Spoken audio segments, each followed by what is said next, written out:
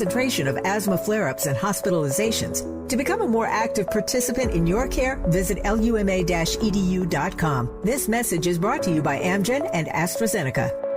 Is this the tether? This is the KBLA Sports Minute with Ray Richardson. LeBron James has more than 200 million followers combined on Instagram and X, formerly known as Twitter. The Lakers star told his followers he's endorsing Kamala Harris for president. In his message, LeBron wrote, "When I think about my kids and family and how they will grow up, the choice is clear to me. Vote Kamala Harris." With his message, LeBron included video clips of Donald Trump and comedian Tony Hinchcliffe, who made the controversial comment about Puerto Rico during a recent Trump rally at Madison Square Garden in New York. Among today's athletes, LeBron has been at the forefront of speaking out against social injustice and raising awareness on the importance of voting. The Lakers are at Toronto today, 4:30 tip-off. The Clippers are 0-3 in their new home, the Intuit Dome. They lost to Phoenix last night, 125-119. 40 points for Suns guard Devin Booker. No debates, no speculation, just the info you need. That's your KBLA Sports Minute. I'm Ray Richardson on KBLA Talk 1580. KBLA Talk 1580 is here for you as you make your voting plan. And we've got a few things you may want to know. In the state of California, you can register to vote all the way up until the last day to vote, which is November 5th. In LA County, you may vote at any voting center or polling place of your choosing. Early voting has already started, both in person and by mail. If you need information about your registration or any election question, call the Registrar of Voters at 800-815-2666. That's 800-815-2666, or visit lavote.gov. Once you fill out your mail-in ballot, you may drop it in any county election mailbox found outside places like libraries, or you could drop it off with a poll worker at any vote center. If you suspect election foul play, voter suppression or intimidation, or other irregularities, or if you need to know more about your rights, call the Election Protection Hotline at 1-866-OUR-VOTE. That's 866-687-8683. From any state. And if you need more information on specific candidates or propositions, check out our interviews and analysis on our YouTube channel or wherever you get your podcasts. Remember, November 5th is the last day to vote, and the sooner we do it, the better. Helping you vote like your life depended on it, because it does. Your election information station, KBLA Talk 1580. Black. Black, black, black. Black on black, black. Yeah.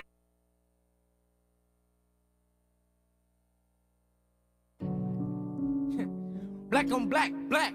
Yeah. Hey. Okay, black, black, black, black on black, black, my thoughts so black, black, black, I'm black, my skin is so black, I'm rocking that black on black is black. Rims on this black, wheels in this black, whip with this black, black, so black on black on black on black on. Hey, black out the coupe, hop out the roof when I run into you. Thoughts black as the dark side of the moon. Won't be no truce, won't be no truce. At your funeral in an all black suit. Couple white girls working all black too. Me and your man marching in all black boots. Call up the troops, call up the troops. Punch you in the mouth, then knock out your tooth. I can tell when they not telling the truth. Talking that, what you gon' do? What you gon' do? What you gon' do? Back and I'm black and I'm acting brand new. In the back like, oh word, diamonds all black like what you heard, what you heard, what you heard. Spilling some black on the curb, just for the memory of the deceased. When I black out of awaken the beast, what it's gonna be, what it's gonna be. You don't want with a like me, that you never seen my so black. I'm black on black on black on black. KBLA Talk 1580. Let's talk about it. There's so much going on. You're welcome in the conversation, 800-920-1580. We always do dialogue, not monologue around here. And I'm really excited to welcome our next guest, someone I've never had the opportunity to be in conversation with before. He's originally from Colorado. He received his BA in Political Science and Ethnic Studies from the University of Colorado and his PhD from the University of Washington. He spent 3 years as an assistant professor of African American politics at Western Washington University before joining Sacramento State. And his research includes managing or directing at least 5 different polls, including the Washington Poll, Multi-State Survey of Race and Politics, and the Black Voter Project Public Opinion Studies. Dr. Christopher Towler, welcome. Hi, thank you so much for having me this morning. Excited to be here. Yeah, well, it must be like peak season for you, right? It's poll season in America. It's the time when everyone's paying attention to data in ways that we usually don't. Yeah, this season's always a whirlwind. For me, it's kind of a bit more of a whirlwind than usual with potentially another black president taking things home for us. Yeah, I was looking on some of the websites that you provided us, specifically the Black Voter Project, and it raises a lot of questions about, for me, the big angst for me right now is, are these polls credible? And I'm talking about everything from the polling on the presidency to here in California, polling around the Proposition 6, which would eliminate prison labor, involuntary servitude, things that you don't think should be at all close. And they seem to be close. And I don't have any expertise in this area, but I wonder about the polling models, like how they're setting up the questions, how they're deciding on their samples, and whether or not those are reliable given, where we are today, with people using only cell phones, with people, odd clusters of folks coming out because of this particular election. I think that's a great question. For a while now, I've been questioning how mainstream polling has been taking a look at Black public opinion and behavior. That's one of the reasons why I started the Black Voter Project survey almost 8 years ago now. When looking at that this year, I've been a bit more vocal publicly about my critique, as Black opinion has been under the microscope, with the narrative, especially around the narrative of Black voters sort of turning towards Trump or the GOP and the MAGA movement this election cycle. However, most of the polls out there, especially the mainstream and Beltway polling, does a pretty poor job of measuring Black public opinion. Typically, they use small subsamples with large margins of error to understand what Black voters are saying. These samples are often very unrepresentative, unreliable, and ultimately inaccurate. And so, for example, a poll of 1,200 people will have maybe 26% of the Black sample saying they're going to vote for Trump, but that total number is only 145 people. So really here we're talking about, less than 200 people to try and make generalizations to millions, over 40 million people across the United States when it comes to voting. As you mentioned, these polls also fail to consider historical and cultural factors that drive Black attitudes and behavior. And so even though they might simply ask about who Black people are voting for, they're not necessarily measuring that correctly, and they're not taking into consideration some of the extremely important factors that influence how Black people engage with politics, things such as their racial identity, cultural factors, geography, things that you simply either don't measure in these polls or can't measure with such a small sample. So, I mean, you started out saying that, a lot of polls don't do a good job of measuring us, Black people. And you just gave some reasons, but I guess my question is, why is it more of a problem with us than any other group? I think there's two main reasons driving this. One, Black voters in particular are a harder to reach population. Typically, there's a mixed or tenuous relationship between the Black community and political systems in general, let alone the polling industry. And so it's been shown, research has shown time and again that Black people are a harder population to contact and just reach to get to take surveys. We see this with even just collecting census data. And so this hard to reach population of the Black community, first and foremost, makes it harder to collect this data. Secondly, it makes it more expensive. It takes more time. And a lot of polling firms, a lot of polls out there just aren't interested in spending the time and resources to do this in a good way. So when you, as a data collector or a pollster, when you set out to do a survey, you have to make a bunch of decisions and assumptions, right? To decide what the electorate might look like? Yeah, most polls do. And when they do that, they're basing it off of oftentimes past election results, other surveys they've collected, some modeling they do. But again, unless you have an oversample of black voters or a large enough representative sample, even taking these things into consideration, can't adjust for some of the inaccuracies that appear in really small data sets. So, for example, if you collect data of just say, as I gave an example, 145, 150 people, the margin of error around that data of any finding in that data is going to be about 7 to 8 percentage points, meaning if you say Harris has 70% of the black vote, that could be as high as 78% or as low as 62%. And so no matter what type of adjustments you do in collecting the data with that small of a sample, you're not going to be able to make very strong or generalizable conclusions. So the smaller the sample, the wider the margin of error. Absolutely. And that's my biggest critique right now of the polling of black folk is that during this election cycle, we probably had less than a dozen polls that are really focused on black voters. The rest suffered from this limitation. Yeah, I mean, KBLA and the public research firm Eviderus has done some of our own polling of just black LA County voters. And it is very revealing because you see more nuance in our polling than you see in any of the national surveys or big headline polls that are pushed out. And I suppose it's because of the specificity of the group we're polling. That's exactly it. And any narrative about some of the heterogeneity within the black community, things having to do with age or gender or region or education, right? You can't say anything about that, again, with these small samples and these unrepresentative polls. Yet we still have narratives out there, such as black men are not out for Harris, right? And that there's, again, this gender gap. And there's always a gender gap, but we have actual accurate and reliable data that suggests this gender gap isn't any different than it's been in the past.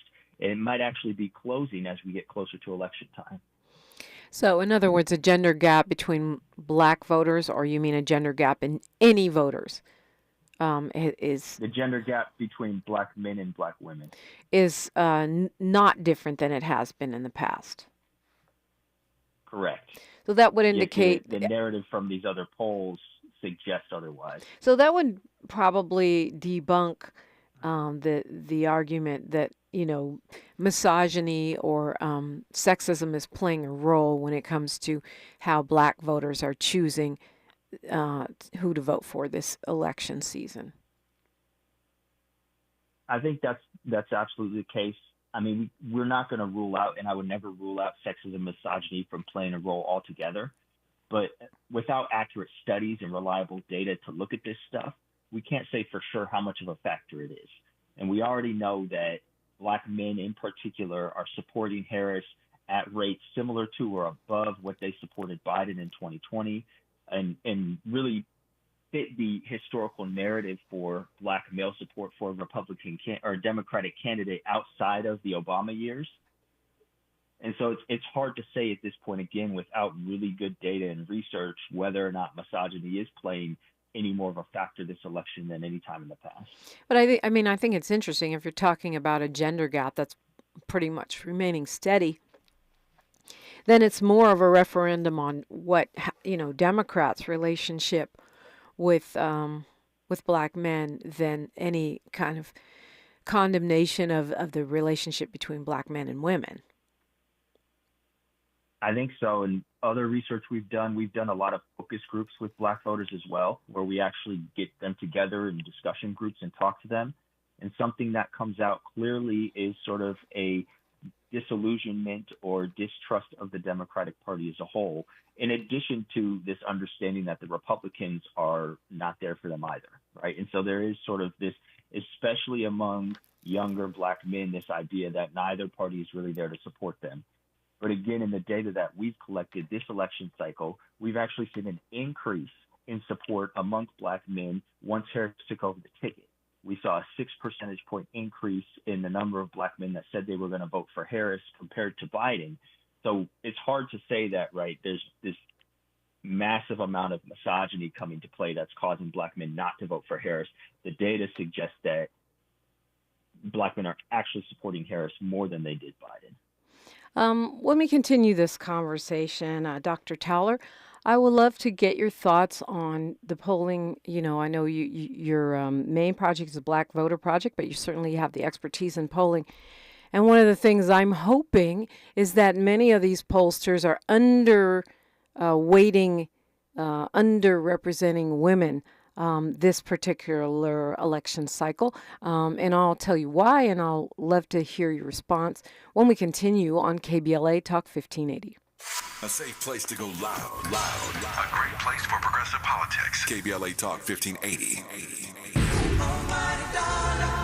Are you an entrepreneur looking to take your business to new heights? KBLA Talk 1580 is your partner in success. Every day, we celebrate and elevate Black-owned businesses across our community. Our KBLA SMB Marketplace currently features The Cookie Dip, Badass Bakes, Hair Concoction, Higher Education Accreditation Consulting, LACC Radiology Technology Department, and Malik Books. Your business deserves to be heard. Let KBLA Talk 1580 amplify your voice and connect you with our powerful community of listeners. Email smb@kbla1580.com today. That's smb@kbla1580.com. At KBLA Talk 1580, we've got your black.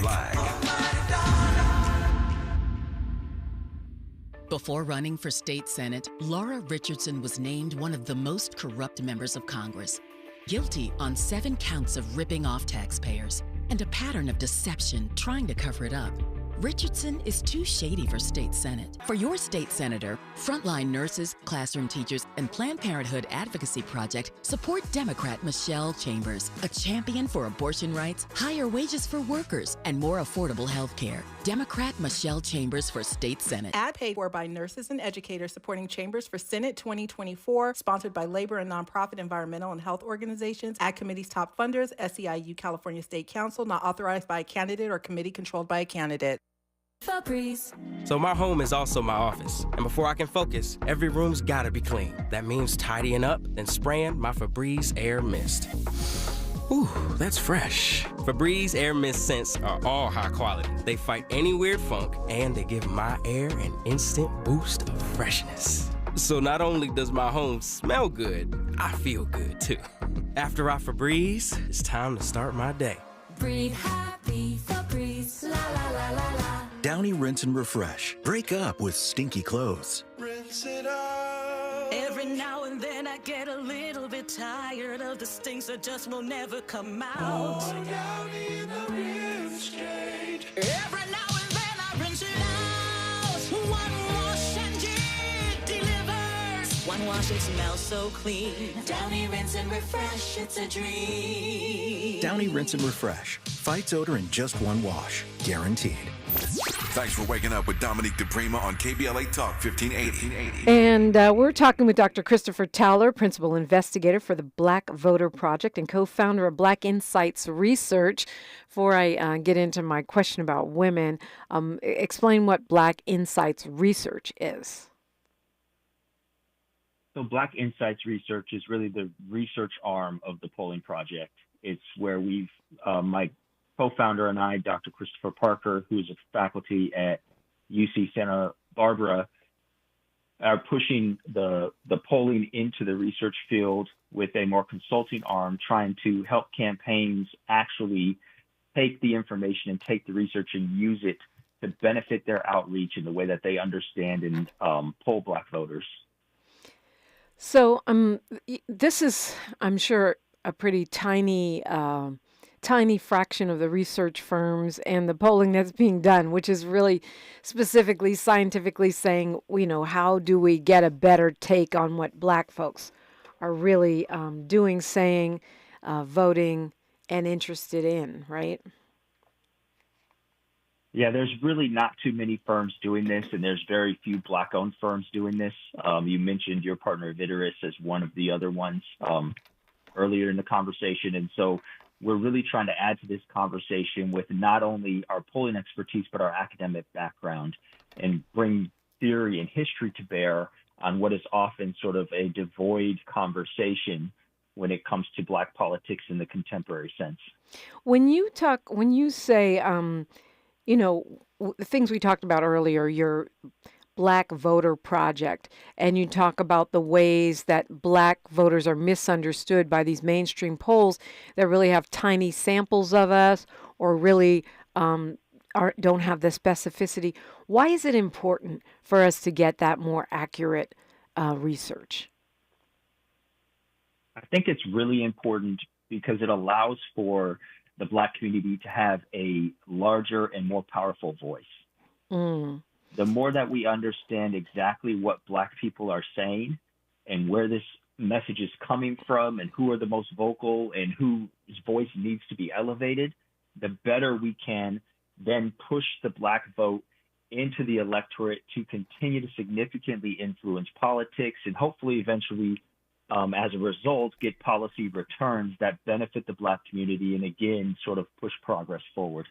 Does the opposite happen too, Dr. Towler, where we're getting, this messaging from mainstream polls of Black people hate turkey sandwiches, and then we say, oh, well, I should hate turkey sandwiches because all the other Black folks hate turkey sandwiches, even though that polling is not accurate. And of course, that's a dumb example, but that could also be applied to candidates and measure in political, propositions. Well, I think we did see a good bit of that this election cycle already. The narrative around Black voters moving towards Trump. There were a number of articles written about a racial realignment this cycle, Black voters moving from the Democratic Party to the GOP, that eventually triggered sort of that viral clip of President Obama talking to a group of Black men about needing to come out and support the Democrats and Harris in particular. And that narrative kind of consumed much of the conversation around Black voters this election cycle when that's not really an issue that we've seen show up in the data. We've seen consistent support for Democrats, even more support since Harris took over the ticket. We've seen very little support for Trump and the MAGA movement, no more support than in the past, and that support has been dwindling as the election approaches.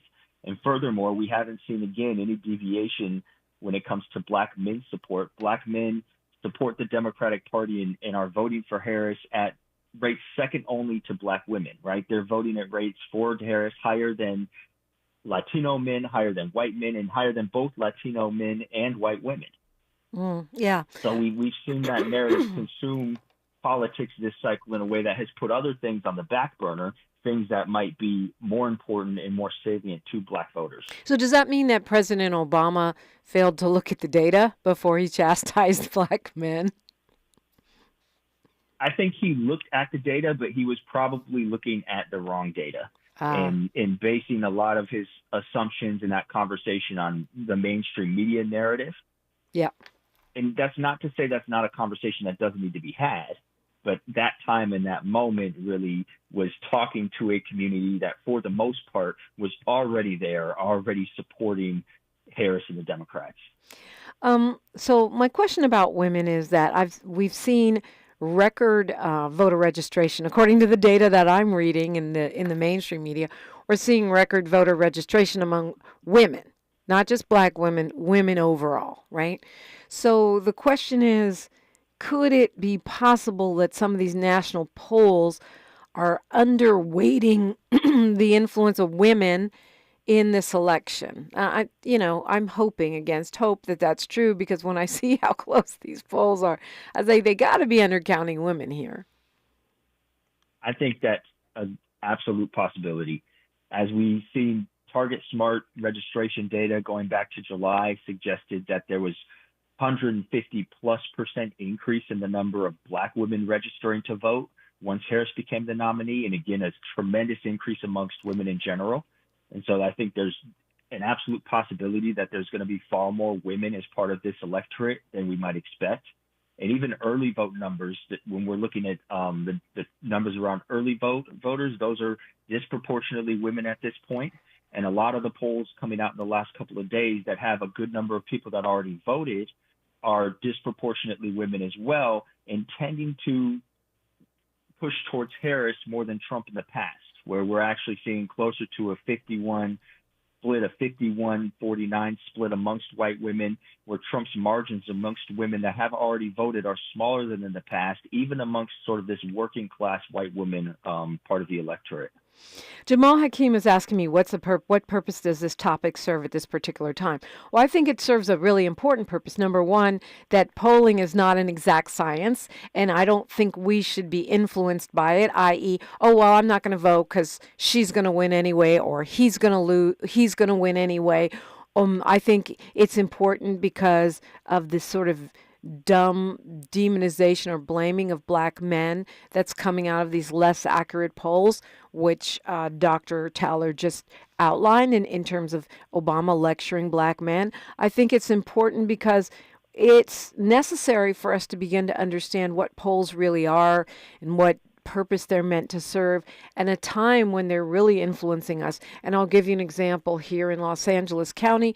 We've got a serious race for district attorney, which once again, you've got a progressive DA in the incumbent, George Gascon, being targeted by police unions and others who want to throw back to the three strikes, the bad old days. And the polling shows Gascon losing badly. So many folks may give up. Well, why give him money? Why campaign for him? He's going to lose anyway. Well, we don't know that. We don't necessarily know that. So it's important for us to understand what polling does and why we do it and how we should use it during elections and not be played by it, if that makes sense. And I'm sure, Dr. Towler, you can add on to what I'm saying, because, I think, well, certainly in 2016, I lost faith in a lot of polling because I just knew Trump was going to lose, and I had to sit through 4 years of him as president. Yeah, I think the first point you made is really important to emphasize, that polling is just one aspect of this and oftentimes an incorrect science, and there are limitations to polling. But as our country has grown bigger and bigger over the last few centuries, polling has become one of the most, if not the most important way to actually tell what the public wants. And so our country was founded on this idea of the public informing democracy, this of the people, by the people. So our voice is supposedly what's supposed to formulate what happens in our political system. And as our country has continued to grow, where we now have a representative district on average in the United States, representing more than 700,000 people, the only way to really know what large groups of people like that want or think about politics is through public opinion polls. And so to really only understand how Black voters feel, you have to have some sense of polling to get a general feel of that part of the electorate and of that population and community. And so polling still remains essential to understanding democracy and how public opinion still can inform what goes on in our political institutions and representation. But again, the lack of good polling on Black voters makes this difficult and offers a severe limitation to democracy in general. We only have a minute here, a little less than a minute. Molly Bell says these polls aren't accurate. Remember, not a single vote has been counted until November 5th. What do you say to that, real quick? I think that the science of polling has gotten so good over the years that there is some predictive value in understanding what people think prior to voting. And there's a clear relationship in polling between who people say they're going to vote for and if people say they're going to vote and who actually votes. But again, we have to consider that there is error around these polls, and the error around the polling for Black folk is often much larger than elsewhere. And I often take these large mainstream polls as a grain of salt. All right, we're talking with Dr. Christopher Towler. You're invited in, 800-920-1580, news, traffic, and sports, then more, only right here. She's reclaiming her time on KBLA Talk 1580. More First Things First with Dominique DiPrima when we come forward. I'm Bree Wood with 4 Things You Should Know from BIN News. The Supreme Court is allowing Virginia to move forward with removal of 1,600 alleged non-citizens from the state's voter rolls. A request from state officials was granted by the High Court to pause a lower court ruling that blocked Virginia from moving forward with its removal program that started in August. The White House says President Biden will attend the next presidential inauguration no matter who wins. During Wednesday's press briefing, White House Press Secretary Karine Jean-Pierre said the president, quote, believes in the peaceful transfer of power, end quote. New details are coming to light regarding the arsons that damaged hundreds of ballots at 3 drop boxes in Washington state and Oregon this week. The New York Times is reporting the incendiary devices used to attack the ballot boxes on Monday all had the phrases, quote, Free Gaza or Free Palestine written on them. And the LA Dodgers will be celebrating their World Series victory over the New York Yankees with a parade today. Get BIN News on demand 24/7 at BINnews.com. September 15th to 21st is Asthma Peak Week with the highest concentration of asthma flare-ups and hospitalizations. To become a more active participant in your care, visit luma-edu.com. This message is brought to you by Amgen and AstraZeneca. This is the KBLA Sports Minute with Ray Richardson.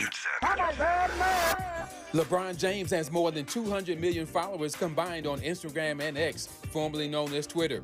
The Lakers star told his followers he's endorsing Kamala Harris for president. In his message, LeBron wrote, "When I think about my kids and family and how they will grow up, the choice is clear to me.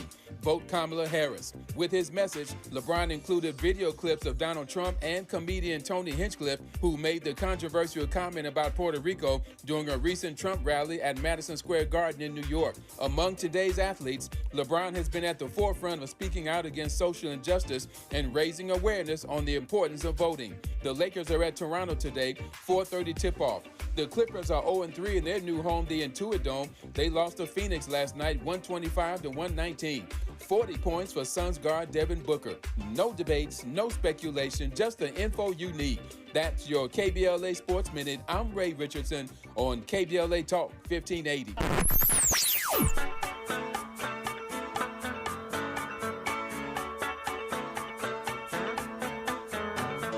This is KBLA Talk 1580.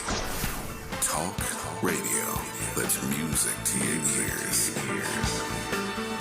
We're unapologetically progressive. KBLA Talk 1580. This is Assemblymember Tina McKenna reminding you to vote for my girl, Sade Alawari, for State Assembly. Sade is a part of our community, and she's the partner I need in Sacramento to help fight for economic justice, affordable housing, health care, and so much more. Sade is just like us. She comes out of our community, and she spent years working in our community, bringing people together.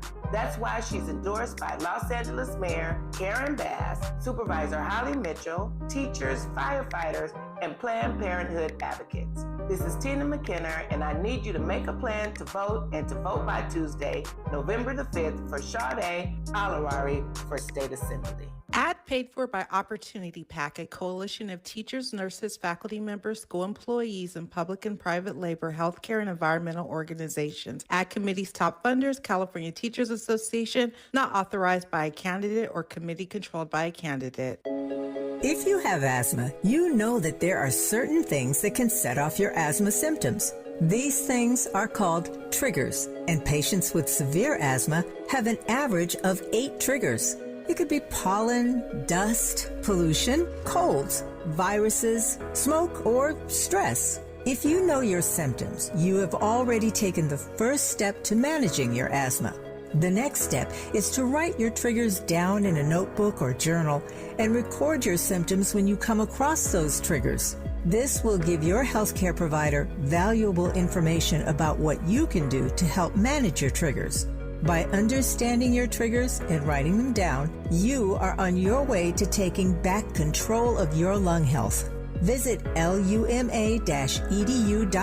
for more guidance. This message is brought to you by Amgen and AstraZeneca. So this new dose is... nope, that's not it. The price is nowhere to be found. Mr. Green? Hi, it's all good. We've got this. This is not just help from a Walgreens pharmacist. Oh, new prescriptions. Cool. Let me check to see if these are the lowest cost options covered by your Medicare plan. Oh, that's great. Thank you. This is someone supporting you every step of the way. Chat with a pharmacist today to find help saving. This is the human kind of help. Walgreens. An official message from Medicare. Medicare plans change from one year to the next. And this year, it's important for you to review your current coverage and compare all your options during Medicare open enrollment.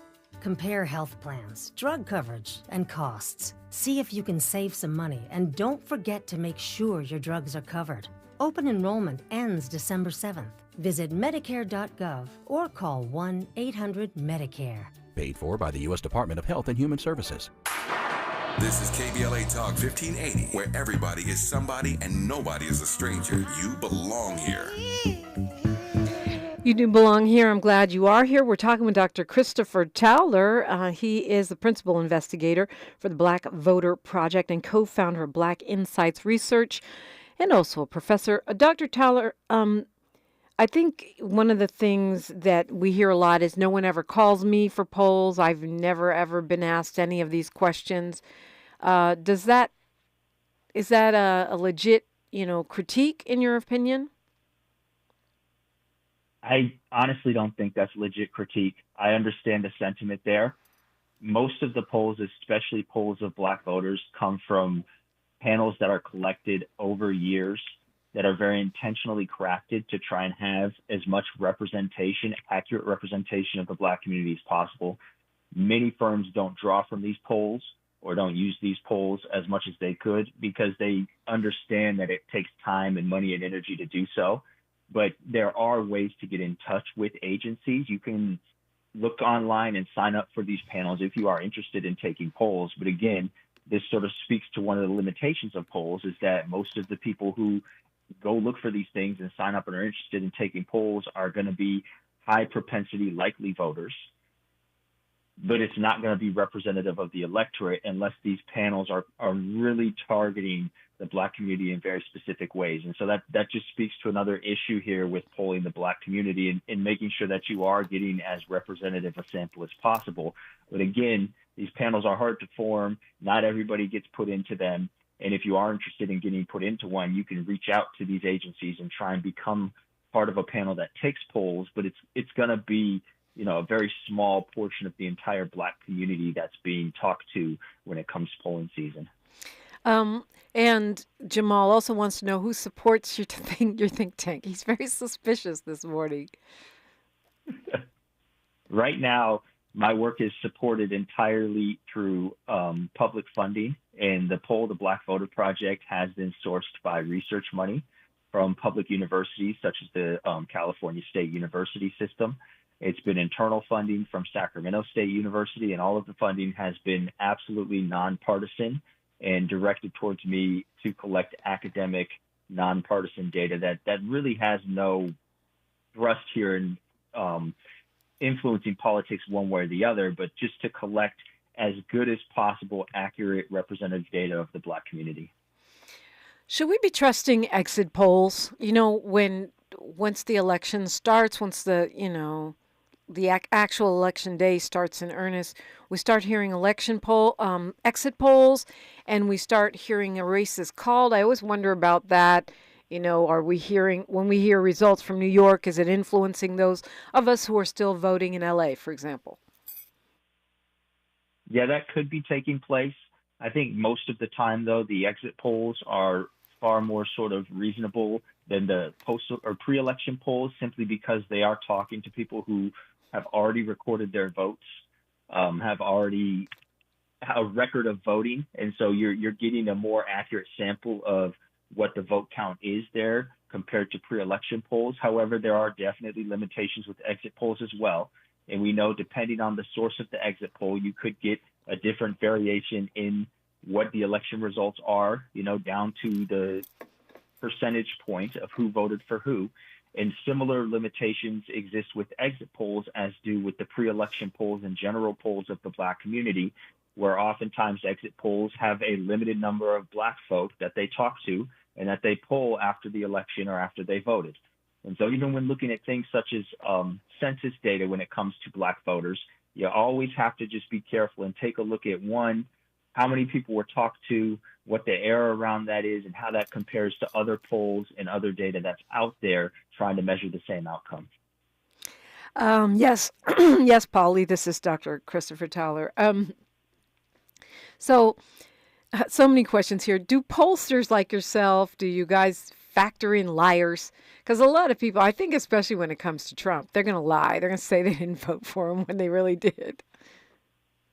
Yeah, this is a good question, and this comes back to sort of the academic background with the polling that I do with the Black Voter Project, where we know from academic research that a lot of people take polls sometimes just for the incentive, sometimes just to say wild, outlandish shit, and sometimes just to get through the poll as quickly as possible if they're getting some reward at the end. And so when we do polling, and again, this is another limitation to the mainstream Beltway polling that often doesn't consider these methodological consequences or sort of nuances, we actually put in different checks for attention. We put in open-ended questions, asking people to actually write something in the polling. We reverse the coding on certain answers so that people have to pay attention and make sure that they're actually reading what they're putting down for their answer within the poll. So that way, as the data comes in, we can eliminate responses that are sort of invalid or people that speed through the survey and make sure that the data is as valid and accurate as possible, which is even more important for Black voters when, again, you're collecting a oftentimes limited, smaller sample.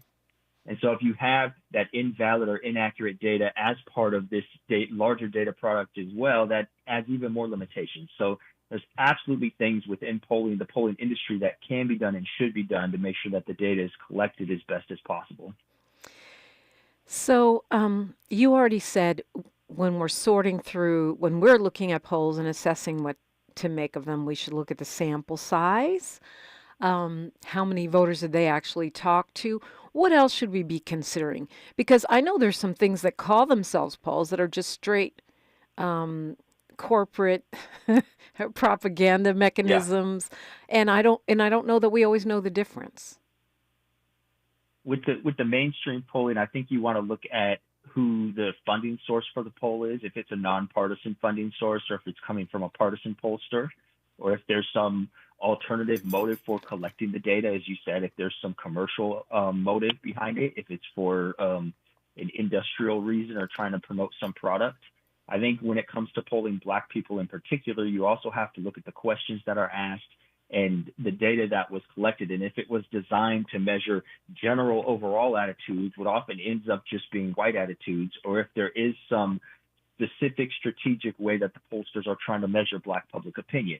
For example, if you ask a general poll about something such as patriotism, that could mean something very different depending on one's racial identity and what it means to be a patriot. Where we found, and research has suggested that Black folks think of patriotism far more as critiquing the United States, more so than just blindly following whatever the country needs to do or whatever direction the politicians say. And so there's, again, these different nuances that need to be looked at and taken into consideration when trying to understand which polls are really good polls for Black public opinion and which polls are very limited. When you say a partisan source of funding, give me an example. What would be a partisan source of funding? Well, there's a number of polls that have come out lately that are produced or run by sort of Republican or Democratic consultants. And so you can see who produced the poll, and if it's not from sort of a nonpartisan media entity such as the New York Times or the Washington Post, oftentimes the entity is related to a campaign or has a party attachment to it. Okay. Which is likely going to bias the results, right? Because they're producing those results for someone that's already part of a political party. They want to make the person paying for the poll happy. I mean, how Absolutely. How does that end up getting skewed, though? I mean, it's just because of how they ask the questions or who they talk to? Well, a lot of times once the data is collected, there's a lot of things that happen to the data before results are put out there. You have weights added to the data that manipulate how much certain groups are counted in the final sort of outcomes within the data. And so say you need to have Black people be about 11% of the data, but you actually only end up collecting 8% total of the entire sample. So you have to weight Black people up a little bit to make sure that it's representative of whatever the total sample needs to be. And so in doing so, you can weight Republican responses up or down. You can weight party ID. So you can weight on all these different things. And some partisan pollsters are often known for weighting data in ways that favor the party that they're working for. Talking with Dr. Christopher Towler of the Black Voter Project. And Black Insights Research. We'll continue the conversation when we come forward on KBLA Talk 1580. More of First Things First with Dominique DiPrima when we come forward. Politics has become so messy lately, it's hard to find a reason to be hopeful. Hi, my name is Shakira. I'd like to tell you why Adam Schiff gives me hope. My parents raised me to take my right to vote seriously, so I try to stay on top of what's going on. I saw Adam Schiff lead the impeachment and insurrection hearings. He seemed like someone I could believe in. Then I actually met him at the MLK parade in South Central LA this year. Adam listened. He cared. I got to see who he is. He understands the struggle we have with the cost of living, all the parents working extra shifts and taking second jobs to get by. He gets a threat to our democracy and our freedoms. Adam Schiff knows how tough things really are for a lot of us, and I believe he's going to do something about it. It gives me hope, but hope isn't enough. We need to vote for Adam Schiff for Senate. I'm Adam Schiff, candidate for Senate, and I approve this message. Paid for by Schiff for Senate. From the first day of kindergarten through the day they graduate high school, in California, 38% of students attend a public school that fails to meet minimum health standards. That's why we need Prop 2. Voting yes on Prop 2 will fund urgent repairs at local schools, protect kids from toxic mold, asbestos, and lead, ensure clean drinking water, and repair leaky ceilings and storm damage. Yes on Prop 2. To fix what's actually broken. All funds go to local schools without raising taxes. You heard that right. So join the California NAACP, nurses and teachers, and vote yes on 2. Because all our kids deserve a safe place to learn. Ad paid for by Yes on Prop 2, sponsored by Nonprofit Education, Labor and Business Associations. Ad committee's top funders: California Building Industry Association, California Teachers Association, Coalition for Adequate School Housing. KBLA Talk 1580. We've got a lot to talk about. KBLA Talk 1580, connecting you with services and solutions. The Los Angeles Regional Food Bank is on a mission to fight hunger and provide nutritious food to those in need across our community. They partner with federal, state, and local programs advocating for better policies and funding for critical hunger relief programs like Cal Fresh, the Emergency Food Assistance Program, and the Child and Adult Care Food Program. The food bank works with coalitions and local representatives to make sure hunger is addressed in every district of LA County. They also run nutrition education campaigns, raise hunger awareness, and source nutritious food for distribution, all while supporting regulations that allow food pantries to operate safely. Want to help? Visit lafoodbank.org or call 323-234-3030 to volunteer or find a food bank near you. Together, we can ensure that no one goes hungry in Los Angeles County. This is a community call to action from KBLA Talk 1580. This is Mayor Karen Bass asking you to vote yes on Measure A to help move people off the street and into mental health treatment. We want people to get better so we can turn the corner on the homelessness crisis and so our neighborhoods can be cleaner and safer. Measure A breaks new ground by creating help for renters and housing affordability across LA to prevent homelessness. And it also stops a loss of funding that would cause a devastating 28% increase in homelessness. So join the Women and Children's Crisis Center, Habitat for Humanity, the Greater LA African American Chamber of Commerce, and me, and vote yes on Measure A. And don't wait, you can vote today, so please do. Thank you. Ad paid for by Yes on A, Neighbors for Affordable Housing and Housing Solutions Now. Ad committee's top funders: California Community Foundation and Western State Regional Council of Carpenters. The conversation continues right now with Dominique DiPrima on First Things First. Talking with Dr. Christopher Towler, the principal investigator for the Black Voter Project and the co-founder of Black Insights Research. I'm over here following you on everything. So tell everybody how to follow you on the socials and all that good stuff. Yeah, right now my handle across socials is at BLKPROSFCT, so at BlackProfCCT. And you can also check out all of the research and polling results at blackvoterproject.com. and blackinsightsresearch.com. And so, this is kind of the obvious question, I guess, but I still have to ask it. Why are all of these, or do you have a theory or a thought about why the top of the ticket, the presidential race, is so close? And we really don't know what's going to happen on Tuesday if we're just relying on polling. No, we really don't know. And I think that a number of factors are keeping this close. First and foremost, we are still living in one of the most polarized times in modern history when it comes to sort of political orientation.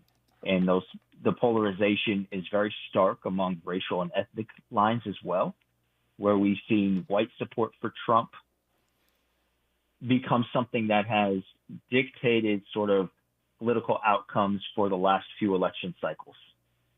Everything else, in my opinion, has been about turnout. There's not really much of a question as to who the majority of other racial and ethnic groups of voters are going to support. They've supported Democrats in the past few election cycles, and that's not going to change. But it's about whether or not enough of these voters are going to get out and vote to counteract the strong and consistent white support that Donald Trump has gotten.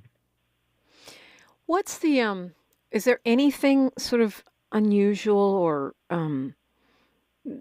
what you would call a massive shift that you are seeing in this election? I mean, we talked about how the shift towards MAGA of black or voters or black men has been very much overstated and doesn't actually track with the data. But is there anything you are seeing this cycle that seems like a big shift to you? I think one of the unique things with the data that we found, and we have some really unique data with the Black Voter Project where we've collected longitudinal data this election cycle. We had a first wave of data that we collected back in April of over 2,000 Black Americans, and then we collected another follow-up wave in August of over 1,600 Black Americans, many of whom were recontacted from the first wave of the survey. And so we're not only able to see how sort of opinions change at the overall level, but we were actually able to model what's driving changes in opinions from the switch from Biden to Harris on the ticket. And what's really stood out as something that's really driving these shifts is views towards abortion. And the amount that Black people perceive abortion bans as threatening to the Black community. And so I think just as we saw in 2022, abortion and the issue of abortion bans and reproductive rights is going to be huge this election cycle. And I think it's going to be surprisingly big for Black voters in understanding why Black voters are supporting Harris and potentially supporting Harris at historical rates and coming out to vote across the country. When I asked you about calling races, but we didn't really... KBLA 1580. Whoops, sorry about that. I asked you about calling races, but we didn't really dive deep into it. So do you have any sense of how much that impacts elections? Because honestly, I know there are rules now. You're not supposed to call...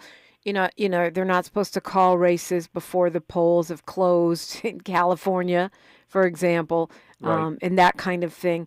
Do we know how much of a factor that is? I honestly don't think it's a huge factor, especially the way the Electoral College works. We're going to know pretty quickly whether or not some of the later races are going to be a factor, whether certain states turn out and how certain states fold. So depending on how Pennsylvania and Georgia and North Carolina vote, and then followed by Michigan and Wisconsin, it might not really matter how Nevada and Arizona vote, let alone California in these larger in the larger presidential election. And so the Electoral College actually plays into the fact as to how these election results unfold, affecting different election results later on. And now with most states implementing early voting in some sense of casting votes prior to the election, a lot of the votes, a good number of the votes, we've already seen in Georgia, close to 50% of the votes cast in 2020 have already been cast this election cycle. And so it's hard to say that there's going to be a large number of votes still left to cast in those late hours on election night. I guess this will be super elementary for you, but probably not so much for us. I feel like we need to get more media literate, more media savvy, especially with AI, deep fakes, and the huge amount of dis and misinformation on social media.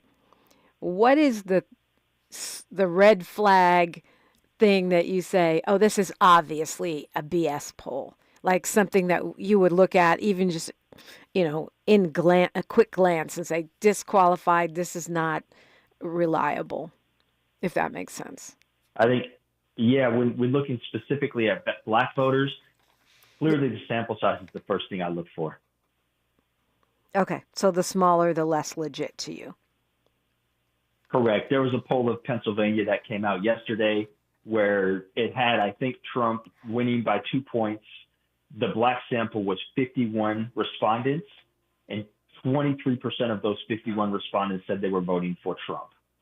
And so to me, that's completely inconsistent with every other good data set I've seen out there, and completely unreliable because of this extremely small sample of Black voters.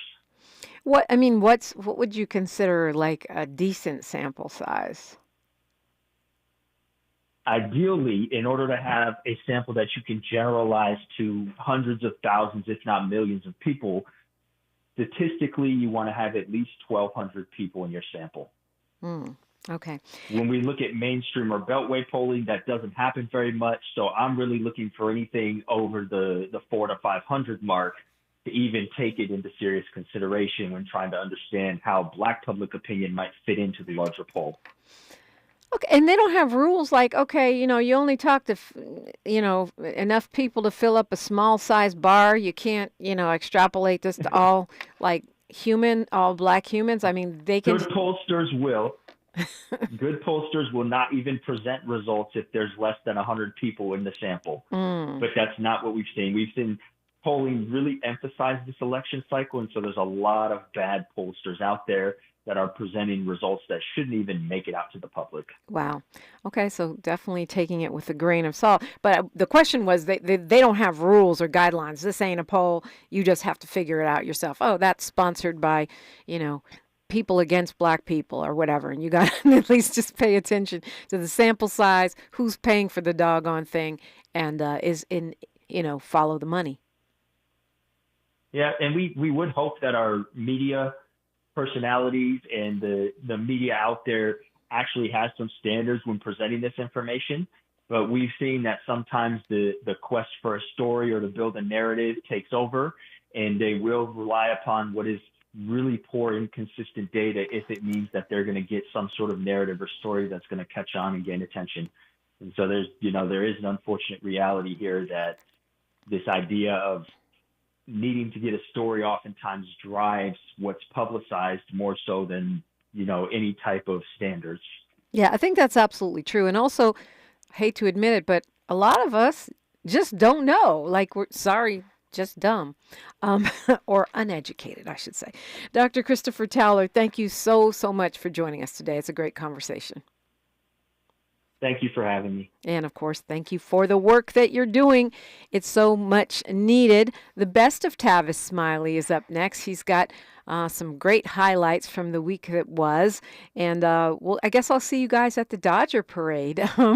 Or I will see you on social media, KBLA 1580 on all platforms. I'm at DiPrima Radio, DiPrima, and then radio. Please like, follow, subscribe. Leave a smart-ass comment. Let's keep the conversation going when we're on the air and when we are off the air. I'm Dominique DiPrima. As my mama, the great Diane DiPrima, used to say, history is now, and we are making it together. Until Monday, one love. KBLA 1580 Santa Monica. I'm Bree Wood with 4 things you should know from BIA News.